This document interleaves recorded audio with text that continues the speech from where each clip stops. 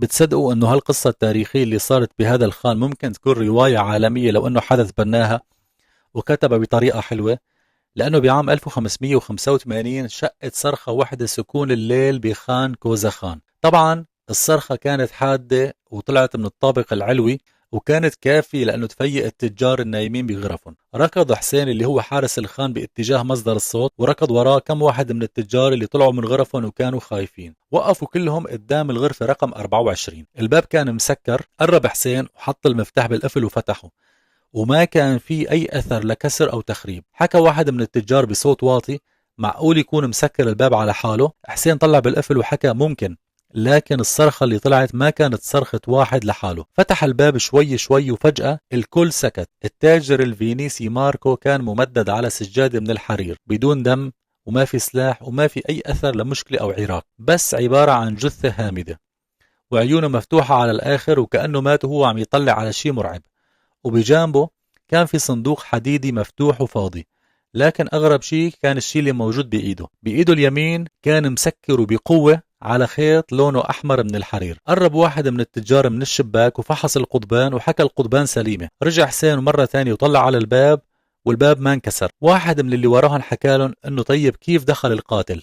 ما حدا رد، لأنه السؤال الأصعب ما كان كيف دخل القاتل، هو كان كيف قتل ماركو وطلع من الغرفة بدون ما حدا يشوفه. والأغرب أنه بوابة الخان كانت مسكرة من ساعات طويلة وما حدا طلع من الخان، يعني القاتل لسه موجود بيناتهم. وبسرعة بلشت الظنون حول 3 أشخاص موجودين بالخان. أولهم كان اسمه إبراهيم أفندي، واحد من أكبر تجار الحرير في بورصة، وكان بينه وبين ماركو منافسة قوية، خصوصا بعد ما وصل ماركو بعقود جديدة وبأسعار أرخص وبلش ياخذ الزباين من ابراهيم افندي. اما الثاني فكان حسين اللي هو حارس الخان، وهو اللي معه مفاتيح الغرف والممرات وبيعرف كل زاويه بالخان. اما الثالث فكان اسمه الياس، وهو شاب بيشتغل بفحص جوده الحرير، وكان اخر شخص شاف ماركو قبل وفاته. اجتمعوا 3 بساحه الخان تحت ضوء مصباح معلق فوق البئر، وحكى ابراهيم بكل هدوء: لو انا بدي اتخلص من ماركو ما كنت بحاجه اني اقتله بهي الطريقه، انا تاجر كبير وما بحتاج اسرق رجل اجنبي حتى زيد مصريات. رد عليه الياس: بس وجوده كان عم يسبب لك خسائر. ولف ابراهيم عليه وزوره وحكى له بنظره حاده: المنافسه مو جريمه. وهون تدخل حسين وحكى انه ممكن تكون دافع للجريمه. ابتسم ابراهيم وبسخريه وحكى له: وانت ايضا معك مفاتيح الخان كلها، وانت بتعرف كل شيء بالخان، اسهل شيء عليك انك تفتح باب وتسكره. وهون تغيرت ملامح حسين وحكى: لو كنت انا القاتل ما كنت خليت الباب سليم بهذا الشكل. رد عليه ابراهيم وحكى له: يمكن هذا بالضبط اللي بده القاتل يوصله، يعني انه يخلي الجريمه تبين مستحيله. وهون ساد الصمت، وبعدها التفت حسين للياس وحكى له: انت كنت اخر واحد مع ماركو، شو كنت عم تعمل بغرفته؟ حكى له الياس: انا سلمته عينات حرير، وبعدها كان عم يفحصها لحتى يعرف يشتري او ما يشتري شحنه جديده. حكى له: طيب ايمتى طلعت؟ قال له: طلعت قبل العشاء بشوي، وكان لساته حي يعني عايش. وهون طبعا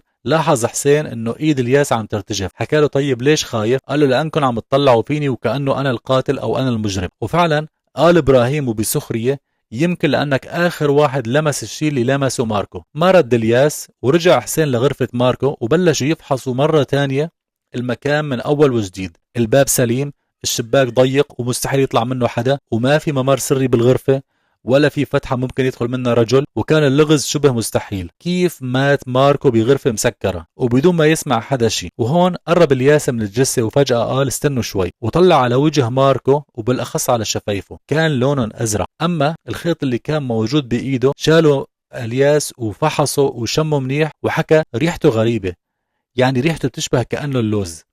سأله حسين: هل هو سم؟ حكى له: ما بعرف، ما في طعنة ولا في أثر للخنق. رفع الياس الخيط قدام المصباح، وكان في عليه طبقة زيتية خفيفة وألياف ممزقة وكأنه انقطع من قطعة أكبر. وقال: هذا مو خيط لقى ماركو على الأرض، هذا لحاله أخده عن عمد. طيب من شو؟ أخده من عينة حرير. وهون بلشت الصورة توضح. ماركو كان طول المساء عم يفحص عينات الحرير، وكان عم يقلبها بين أصابعه ويفرك خيوطها حتى يتأكد من جودتها. يمكن السم ما دخل جسمه بالغرفة، يمكن كان داخل حتى قبل ما يرجع على الغرفة. وهون اطلع حسين على إبراهيم وحكى له: مين كان عنده هاي الفرصة لحتى يعطيه هاي العينة؟ رد عليه إبراهيم بسرعة: أي حدا بالخان كان ممكن أعطاه هاي العينة، لا تخلوا مجرد خيط يكون دليل على أني أنا اللي قتلته. لكن كان في شيء تاني أغرب. صندوق الجواهر كان مفتوح وفاضي، والغرفة ما كان فيها أي أثر للتفتيش. الملابس مرتبة، الأساس بمكانه، يعني اللي فتح الصندوق كان عارف بالضبط وين موجود. حكى حسين: طيب السرقة كانت جزء من الخطة.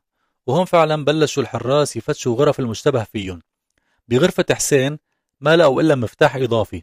مسكوا إبراهيم وحكى أنه هذا لحاله دليل بخلينا نشك فيك. وهون حسين شرح موقفه أنه هذا المفتاح لمخزن قديم بالطابق الأرضي وما له علاقة بالغرفة 24. وفعلا بعد تجربة المفتاح طلع ما له علاقة. وبغرفة الياس لقوا قطعة حرير لونها أزرق وممزقة، بس ما كان في عليها أي أثر للمادة الزيتية. أما غرفة إبراهيم فكانت مرتبة بشكل غريب. حكى حسين: هذا الترتيب مو طبيعي. ابتسم إبراهيم وقال: من إمتى النظافة هي عبارة عن دليل على الجريمة؟ ما رد حسين، وكان عم يطلع على الجدران وشاف بجدار قريب من أحد الأعمدة في حجر لونه مختلف عن باقي الأحجار. قرب منه ومد إيده على الفاصل وقال: بعد شوي. وفعلا انتزع الحجر وطلع تحته تجويف صغير وبداخله جواهر ماركو. وهون ساد الصمت بالمكان. تراجع إبراهيم خطوة وقال: هذا تلفيق، أي حدا ممكن يحط لي الجواهر هون لحتى يتهمني بالقضية. رد حسين: بس التجويف موجود ورا حجرتك. قال: لأنه القاتل بده يورطني. وفعلا لف إبراهيم على الياس وقال: أنت كنت آخر واحد سلم ماركو العينة. رفع الياس عيونه وقال: أنا سلمت العينة أول شيء، أنت اللي طلبت مني إني أوصلها لماركو.